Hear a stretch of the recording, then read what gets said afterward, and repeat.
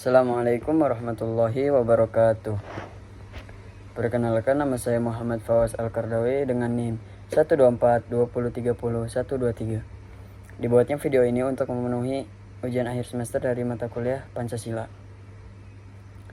Pada nomor 1, bagaimana Indonesia mengelola geopolitiknya sehingga dapat bermanfaat bagi rakyatnya sendiri. Nah, pengelolaan geopolitik Indonesia untuk rakyat itu, Indonesia itu perlu diplomasi multilateral gitu, aktif dalam PBB, G20, ASEAN untuk kepentingan nasional. Contohnya dalam bidang perdagangan, perdamaian, investasi maupun keamanan.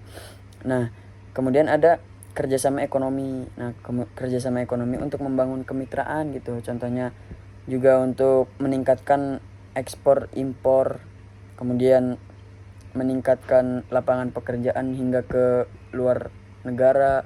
Kemudian ada stabilitas regional, peran aktif di ASEAN dan demi keamanan dan kestabilitas negara itu tersendiri.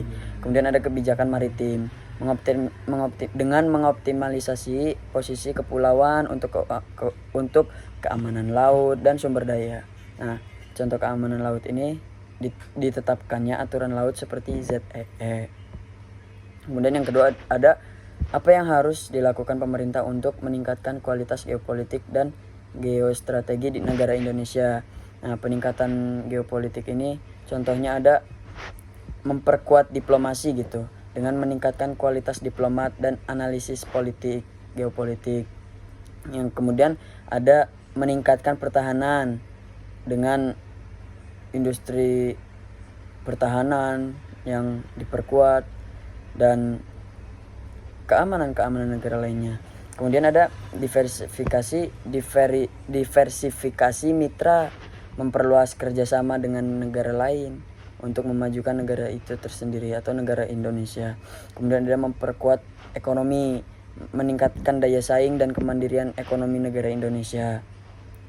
Kemudian ada mengembangkan SDM, sehingga SDM itu layak dipakai untuk di berbagai negara. Nah, kemudian di nomor 3 ini ada pengertian geostrategi dan geopolitik, dan apa sih hubungannya?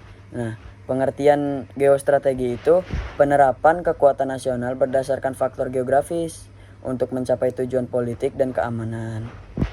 Kemudian geopolitik itu studi tentang pengaruh faktor geografis, politik, dan hubungan internasional. Kemudian apa sih hubungannya?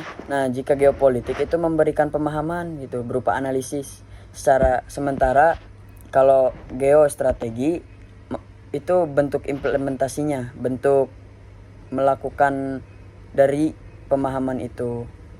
Kemudian yang nomor 4, apa sih contoh nyata dari penerapan geostrategi yang telah dilakukan di Indonesia? Nah, penerapannya yaitu konsep poros maritim dunia. Ini memanfaatkan geografis Indonesia yang strategis di antara dua samudra dan benua untuk menjadi kekuatan maritim yang global melalui pembangunan infrastruktur laut, peningkatan keamanan maritim, diplomasi, dan pengembangan ekonomi. Kemudian yang nomor 5 ada apakah yang menjadi kendala utama dalam penerapan good governance di Indonesia. Nah, kendala utama itu adanya maraknya korupsi ya. Korupsi yang merajalela di berbagai bidang. Kemudian ada birokrasi yang tidak efisien, prosedur berbelit-belit gitu. Kemudian ada lemahnya penegak hukum, adanya intervensi dan impunitas. Kemudian kurangnya transparansi, akses informasi dan pengawasan publik itu masih perlu ditingkatkan di Indonesia ini.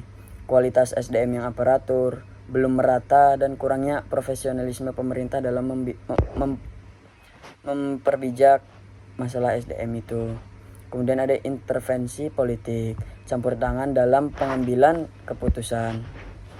Kemudian yang nomor 6 ada sebutkan contoh beragama yang berlebihan. Nah, contoh yang beragama yang berlebihan atau ekstrim ya, itu fanatisme ritual gitu, melakukan ibadah berlebihan hingga mengabaikan tanggung jawab yang lain. Kemudian ada eksklusivisme dogmatis, atau itu mengklaim gitu keyakinan sendiri yang paling benar. Jadi dia tuh merasa paling benar di antara yang lain-lain. Kemudian ada tahayul berlebihan, terlalu percaya hal-hal mistis. yang tidak religius gitu. Kemudian ada sikap yang ekstrim beragama, kekerasan atas nama negara dengan melakukan terorisme atau intoleransi terhadap kelompok lain. Kemudian ada radikalisme dan diskriminasi, menyebarkan kebencian gitu, pemusuhan sehingga membentuk kelompok dalam pembencian itu tersendiri.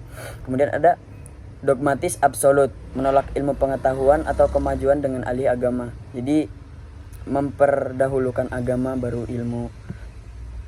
Kemudian posisi orang moderat ini berada di tengah ya, antara ekstrim dan yang biasa-biasa saja. Ciri-cirinya seimbang, dia bisa tahulah mana yang baik mana yang benar.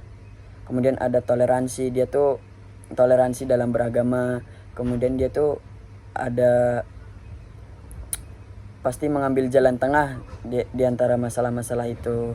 Kemudian menggunakan akal sehat nurani dalam beragama. Jadi dia tuh tidak menggunakan pikiran yang kotor maupun negatif dalam beragama. Mungkin cukup sekian dari saya, kurang lebihnya mohon maaf. Billahi taufiq wal hidayah. Wassalamualaikum warahmatullahi wabarakatuh.